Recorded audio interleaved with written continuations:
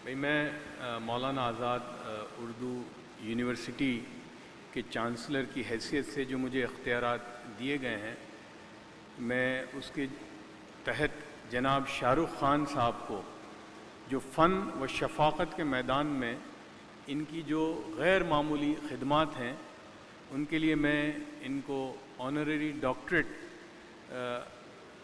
देने का तस्लीम करता हूं कि ये डिग्री शाहरुख खान साहब को दी जाए।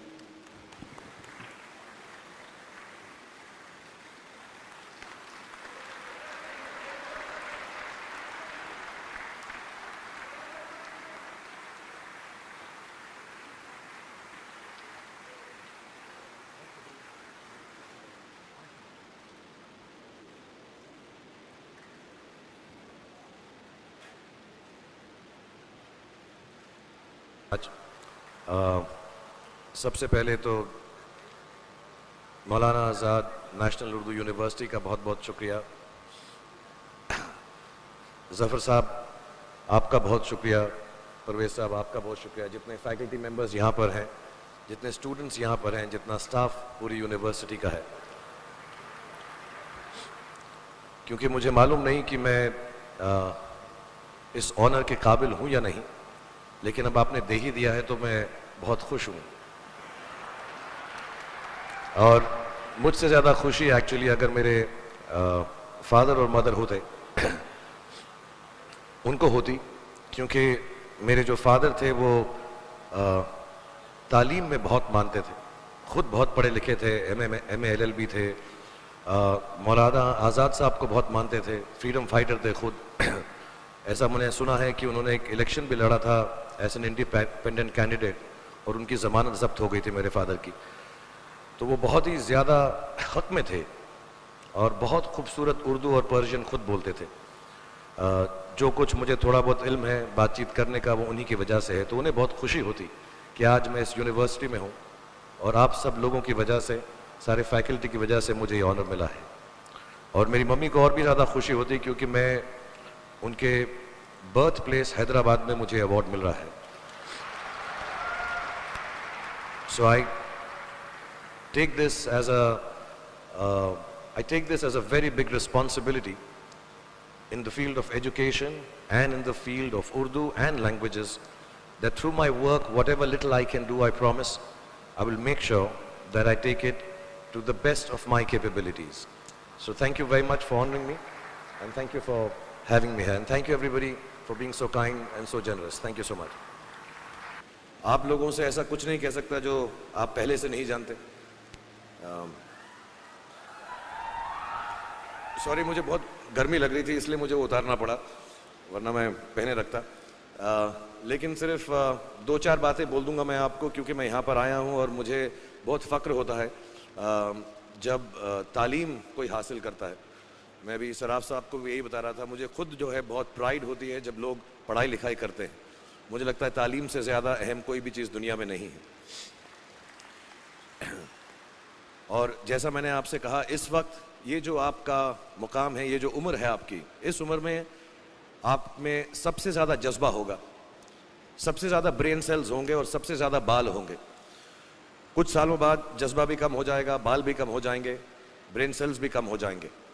सो ये जो मौका आपको ज़िंदगी ने दिया है, ये जो थ्रेशोल्ड पर आप हैं, जब आप बाहर जाएंगे, काम करना शुरू करेंगे और पढ़ाई करेंगे, आप में से कुछ ग्रेजुएट हो रहे हैं, कुछ पोस्ट ग्रेजुएट हो रहे हैं, बहुत सारे अभी PhD हासिल करके गए। आप लोगों को सिर्फ इतना कहना चाहूँगा कि जैसे आपकी सोच है, जो आपके दिल में आए, ज़िंदगी भर सिर्फ वही कीजिएगा।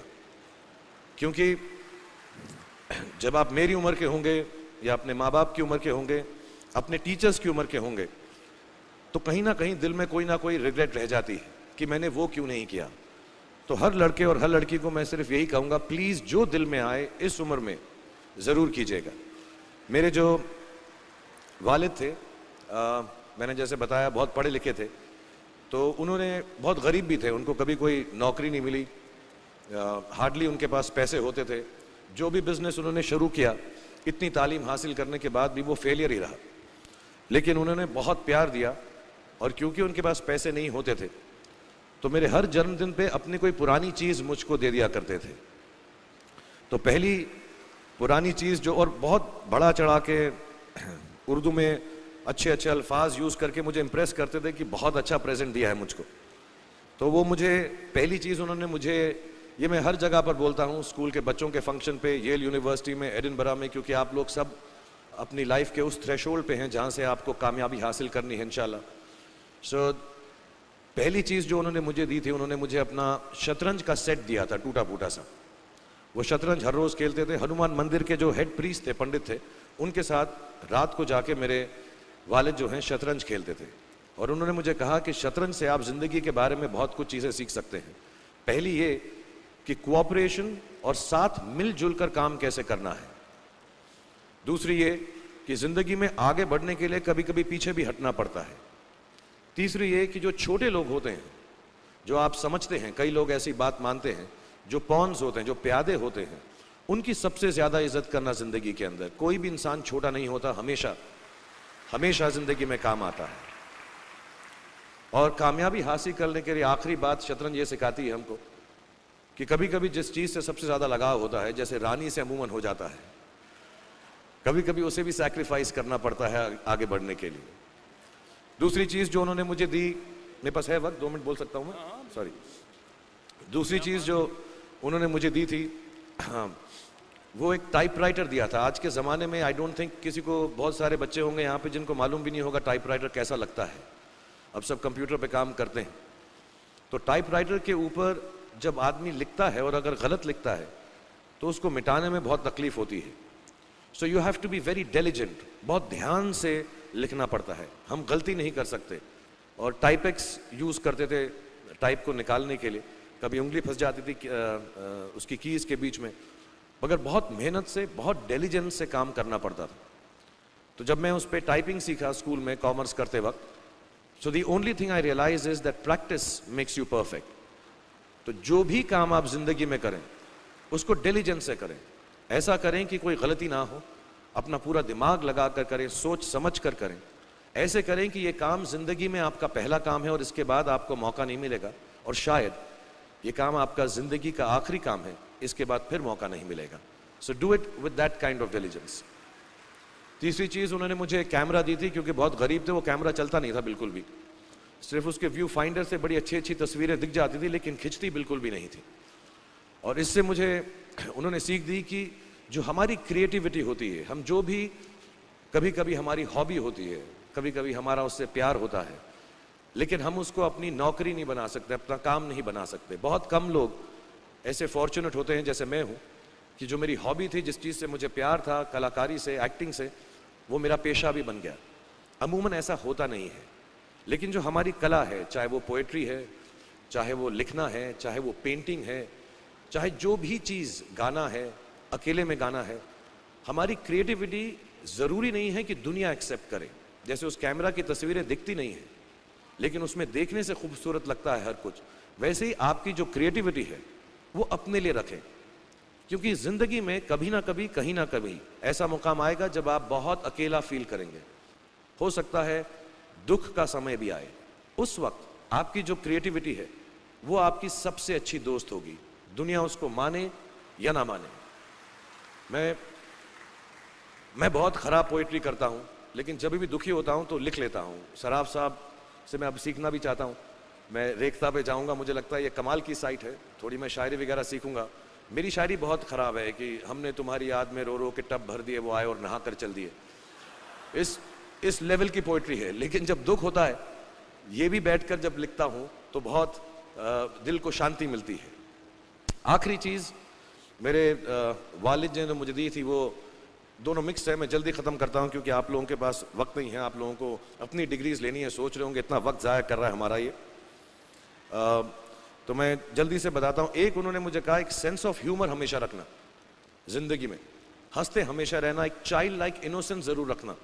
जैसे एक छोटे बच्चे की जो एक इनोसेंस होती है, जो उसका दुनिया की तरफ जो नज़रिया होता है बड़ा इनोसेंट सा होता है, उसमें कोई खामी नहीं होती, गलती नहीं होती, अभी दुनियावी बातें नहीं आई होती, तो वैसे ही रखना। कई बार बचपन में मैंने जब बदतमीज़ी की या कोई गलत काम किया तो उन्होंने सेंस ऑफ ह्यूमर से मुझे बचाया। और ज़िंदगी भर अगर आप अपने ऊपर, अपने हाल पे, दुनिया पे क्योंकि लोग आपसे हर कोई बात कहेंगे, अच्छी बात भी कहेंगे, बुरी बात भी कहेंगे, क्योंकि लोगों का काम है कहना। अगर आप उसको एक सेंस ऑफ ह्यूमर से देख सकेंगे तो जिंदगी जो है बहुत बेहतर रहेगी। And last not the least, what my father gave me, what my mother gave me and what your parents have given you, आपके जो पेरेंट्स हैं जो आपको दिया है, वो सबसे बड़ी गिफ्ट है, गिफ्ट ऑफ लाइफ। जिंदगी की जो जिंदगी एक खुद ही सबसे बड़ा तोहफा है हमारी जिंदगी, और उसको वैसे ही ट्रीट कीजिए। जिंदगी के अंदर जो भी मुकाम आए, जैसी भी चीजें हो, अच्छा हो बुरा हो, कभी अंधेरा हो कभी उजाला हो, हर चीज को रिस्पेक्ट कीजिए और जिंदगी में ग्रेस रखिए हर इंसान की तरफ। हर इंसान जो भी आपसे जो भी बात करेगा वो अपनी मुसीबत के हिसाब से करेगा, अपनी हैसियत के हिसाब से करेगा। कभी गलत बात भी बोलेगा, ऊंची बात भी बोलेगा। जब आप काम करेंगे, जब आप बड़ी बड़ी कंपनीज के अंदर नौकरी हासिल करेंगे, आपका हमेशा झगड़ा रहेगा, जो मेरा जूनियर है वो ऐसी बात करता है, मेरा सीनियर जो है ऐसी बात करता है। लेकिन सब जो हैं जिंदगी से जूझ रहे हैं, इस जिंदगी में कुछ बनने की कोशिश कर रहे हैं। सो वो ग्रेस जो है, वो लीवे जो है, हर किसी को दीजिएगा जो आपके साथी हैं, जो आपके साथ साथ काम कर रहे हैं, जो आपका साथ काम नहीं भी कर रहे और जो आपका साथ नहीं भी दे रहे। ग्रेस से बड़ी चीज आप जिंदगी को वापस नहीं लौटा सकते। ये 4-5 चीजें याद रखिएगा। याद रखिएगा, नहीं रहे तो कोई बात नहीं। आप लोग बहुत कुछ अभी इस जगह पर इल्म हासिल कर चुके हैं और मुझे उम्मीद है और मुझे यकीन है कि आप जो भी करेंगे जिंदगी में बहुत कामयाब होंगे। और फिर से मैं मौलाना आज़ाद नेशनल उर्दू यूनिवर्सिटी का शुक्रिया अदा करना चाहूँगा कि मुझे यहाँ पर बुलाया, आपसे मुखातिब होने का मौका दिया। थैंक यू वेरी मच, बहुत बहुत शुक्रिया। और आप, मुझे मालूम है कुछ टीचर्स जो होंगे यहाँ पर बैठे होंगे जो आपके फेवरेट नहीं भी हैं, जो बहुत स्ट्रिक्ट होंगे, डांटते भी होंगे आपको, उनको सबसे ज़्यादा याद रखिएगा जब आप इस यूनिवर्सिटी से बाहर जाएंगे, क्योंकि जो सबसे ज़्यादा टीचर आपसे स्ट्रिक्ट थे वो एक्चुअली सबसे ज़्यादा आपसे प्यार करते थे। Thank you very much for having me here and खुदा हाफिज़। Thank you everyone.